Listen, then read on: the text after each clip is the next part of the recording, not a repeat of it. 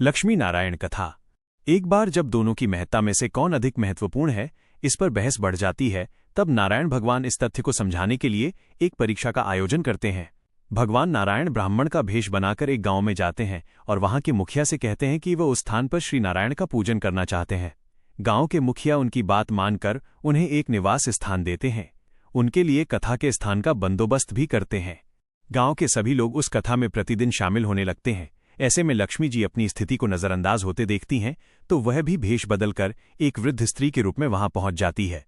एक स्त्री जो कथा में जाने के लिए घर से निकल रही होती है, उससे पानी मांगती है। ऐसे में स्त्री उन्हें पानी पीने को देती है, पर जैसे ही वृद्ध स्त्री उसे उसका बर्तन वापस करती हैं तो वो स्वर्ण धातु का हो जाता है। इस चमत्कार को देखकर वो गांव के सभी लोगों को इस बात के बारे में बताती है। सभी लोग कथा से उठकर उस चमत्कार को देखने के लिए वहां चले जाते हैं। धन के लोभ का स्वरूप के कारण नारायण उस स्थान से चले जाने के लिए प्रस्थान करते हैं तो लक्ष्मी वहां आकर उन्हें अपनी महत्ता को स्वीकार करने की बात कहती हैं। श्री नारायण मान जाते हैं कि लक्ष्मी उनसे अधिक महत्व रखती हैं और वहां से चले जाते हैं।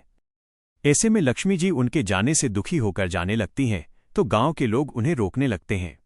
इस प्रकार वो उन्हें कहती हैं कि जहां नारायण कथा पूजन का वास नहीं होता है, वहां लक्ष्मी का भी कोई स्थान नहीं हो सकता है। जिस स्थान पर लक्ष्मी और नारायण दोनों का पूजन होगा वहीं मैं स्थापित हो सकती हूं। इस प्रकार लक्ष्मी जी नारायण जी के समक्ष इस बात को कहती हैं कि आपके बिना मैं कुछ नहीं और मेरे बिना आप, हम दोनों एक दूसरे का स्वरूप ही हैं। ऐसे में जो भी भक्त लक्ष्मी नारायण रूप का एक साथ पूजन करते हैं, उन्हें सदैव प्रभु का आशीर्वाद प्राप्त होता है।